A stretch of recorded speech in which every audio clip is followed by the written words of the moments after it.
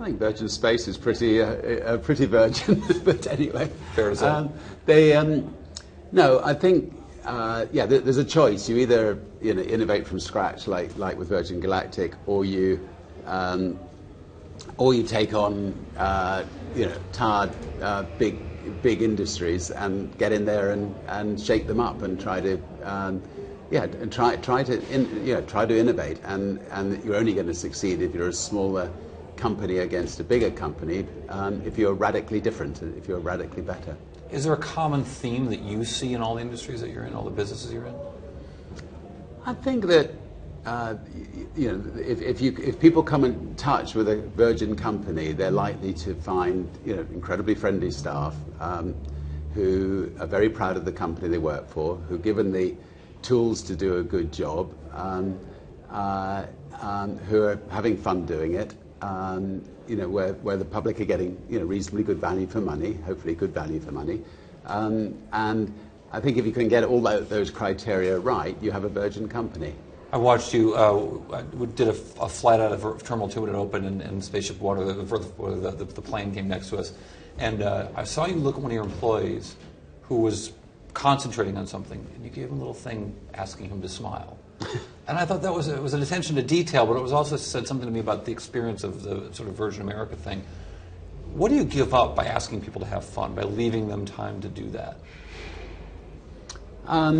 Well, I hope with most of our employees, fun just comes naturally, because I think I think if you give people the right tools so that they're not having customers complaining all the time about the horrible company that they're working for, there's no reason not to smile. There's no reason not to have fun and enjoy what you're doing. So I think the key is to have the chief executive of the company, making sure that every single little detail's right and that a company sings. You've had a bunch of industries and now battling with governments in lots of different ways for many years, but especially right now, especially in Dallas today. What in government needs to be fixed to work better? Well, I think governments need to realize the benefits of competition. Let's just take Love Field in Dallas. 90% of the slots are controlled by Southwest, and yet the local government there are thinking of giving the final 10% to Southwest rather than letting in Virgin America to compete. And it just seems, very screamingly obvious that the people who live in Dallas and the people who are traveling to Dallas will benefit from competition. And I think there is a danger that when a company becomes so dominant in an area, they get to know everybody, and that priority of not wanting to upset them perhaps comes before the real priority, which is competition is of benefit to everybody. The notion that the bigger companies can innovate better is it sounds like what you're saying is really smaller companies are the ones that need help from the government more than bigger companies. Oh yes, I mean, smaller companies are the ones that keep the big companies on their toes. Without small companies, we started 30 years ago with one plane against British Airways. They didn't have seatback videos.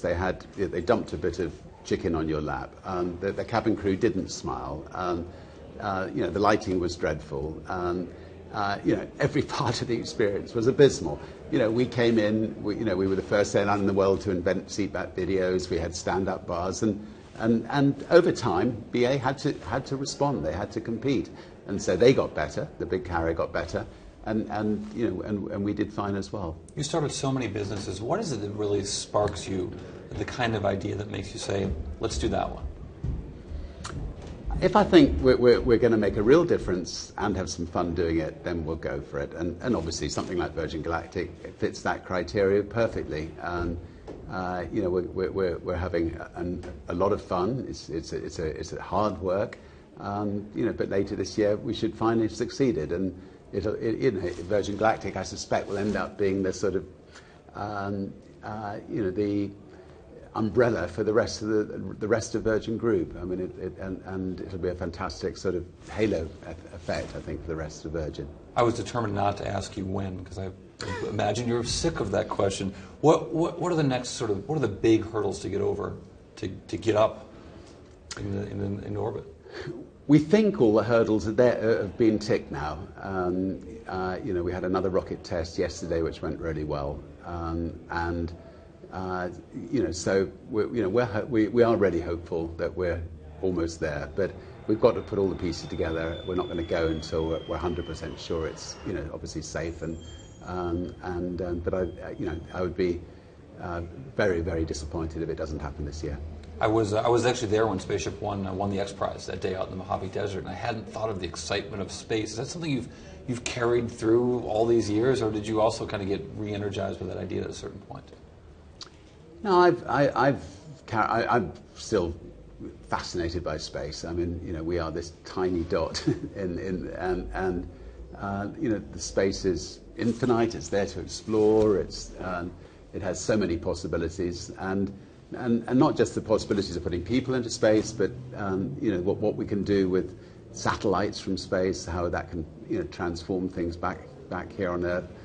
What we can do one day with intercontinental travel. The sky's not the limit. And this isn't just about space tourism. You see that as a beginning. Yes, I mean, I think 80% of people would love to go to space if they could afford it. So the market is enormous for space tourists who want to go and want to experience space travel. That will help us fund things like point-to-point travel. It'll help us fund things like our satellite program. It'll help us fund hotels in space. It'll help us fund deep space exploration one day. It'll help us fund mining of asteroids. There's a lot to do. I went out on the zero-G flight, in my case, out of Cape Canaveral a few months ago. It was really, really, really cool. Have you done that? I have done it. I mean, just to lie on the bottom of the plane and just suddenly find yourself lifting up to the ceiling. There's nothing like it. I think the exciting thing about Virgin Galactic is that instead of it just being a 10-second wonder, you're going to just be floating around for minutes rather than seconds, and then looking out of these magnificent windows, but back on this beautiful Earth. You said Virgin America up here in San Francisco, and I wonder what your take is on Silicon Valley. They just had this discussion with all these interesting entrepreneurs. Some of them have been at Google and Apple and other places, or the startups as well, all focused really kind of on the movement of electrons on some level to change business. What's your take on Silicon Valley? What do you like about it out here? Oh, I mean, must be one of maybe the most exciting place and entrepreneurial place in the world, and with extraordinary people, with extraordinary ideas, and the resources to get out and put those ideas into practice. And I think I think a lot of the problems of the world can be solved from Silicon Valley. Whether it's feeding the poor of the world, whether it's pulling people out of poverty. I think the world will be a lot better place in 10 years' time than it is today. Kiteboarding. From the pictures I saw from the little Mai Tai event, it looks like you've gotten pretty good at it. You like it? Why? Well, look, I absolutely love kite surfing. It's one of the